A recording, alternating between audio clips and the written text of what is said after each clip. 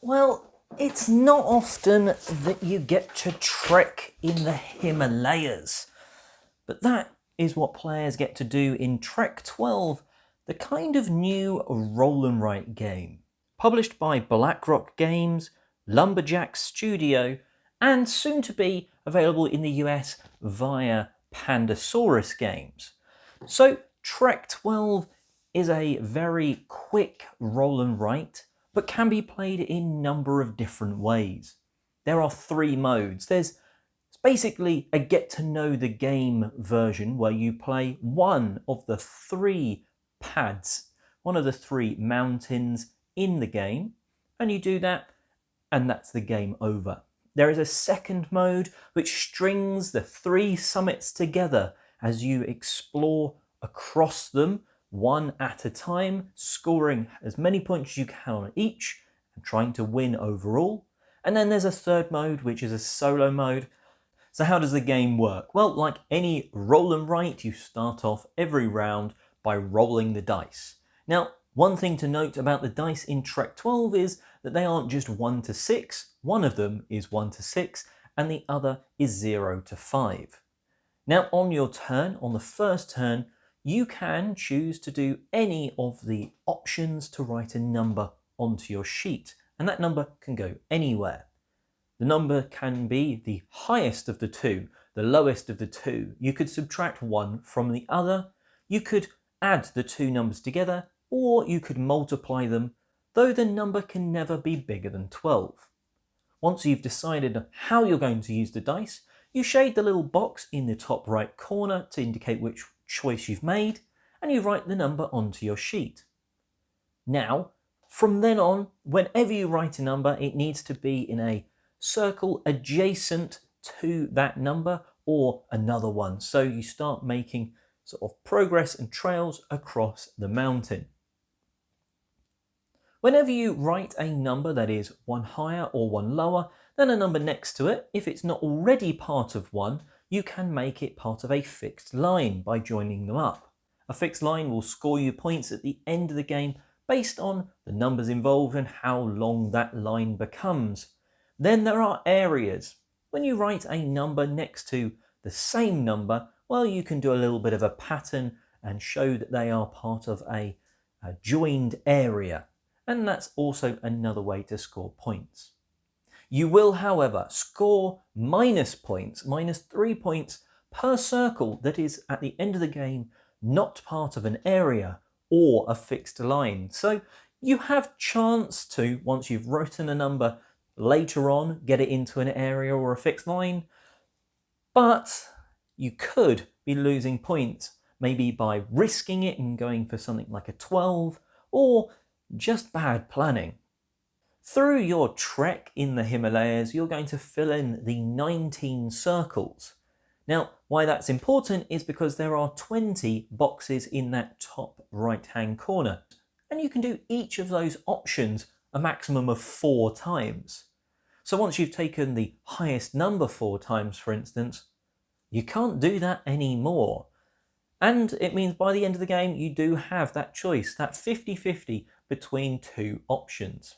Fixed lines and areas score pretty much in the same sort of way. For the fixed line, you take the highest number on the fixed line and then add 1 point for each number that had been connected to it in the fixed line.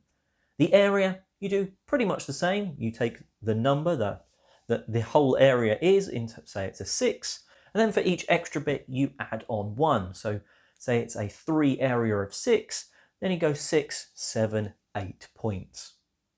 You then score bonus points based on your longest fixed line and your biggest area. You're going to lose points based on those unhappy faces that you've got from somewhere not being fixed or not being in an area. And, well, we'll come on to the assistant cards in a minute, but otherwise that is your score for the basic version.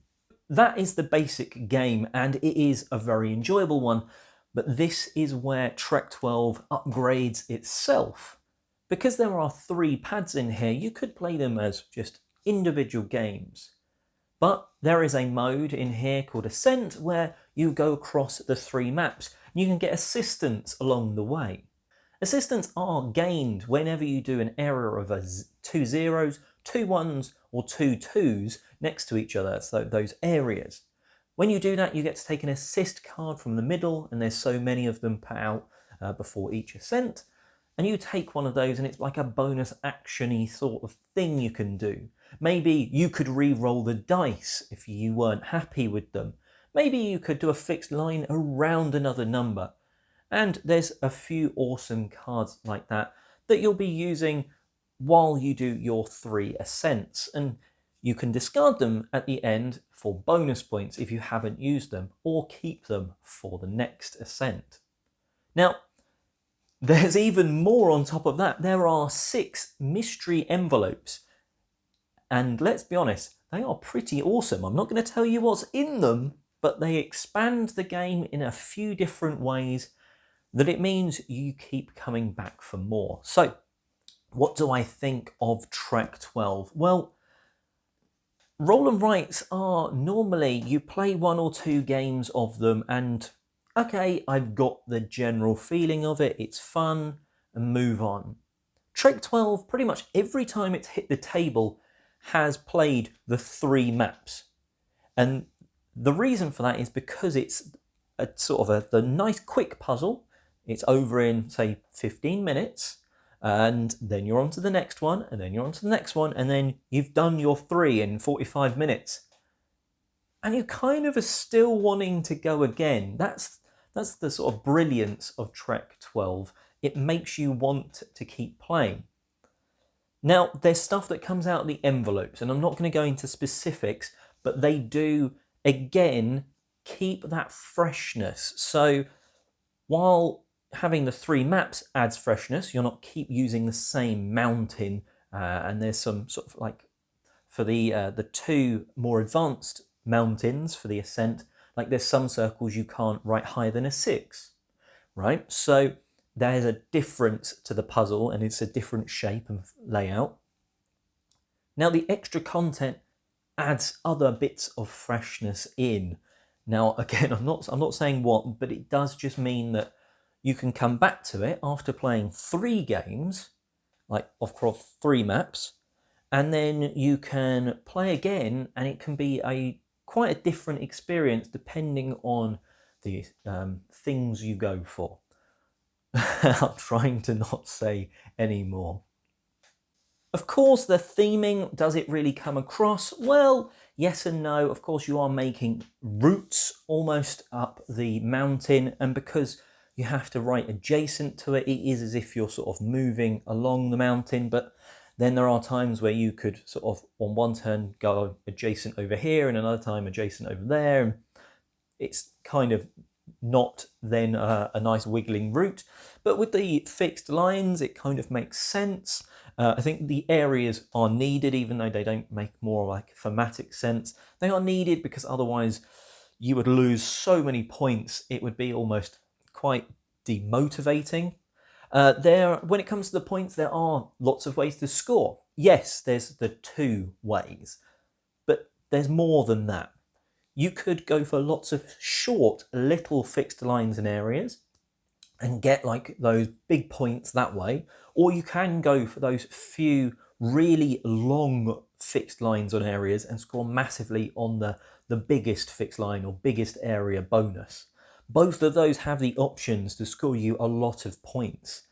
And yes, then there are sort of like on the other mode, with the Ascent, you can throw away assist cards that you haven't used for more points and things like that. So it keeps it meaning that no matter what you do, unless you're really pushing your luck and kind of almost being a little silly with the dice, you're going to score a lot on something. You might get completely wiped to the floor with by someone else, but you could still have, done a nice big fixed line or a good few little areas. You should be able to score something at least.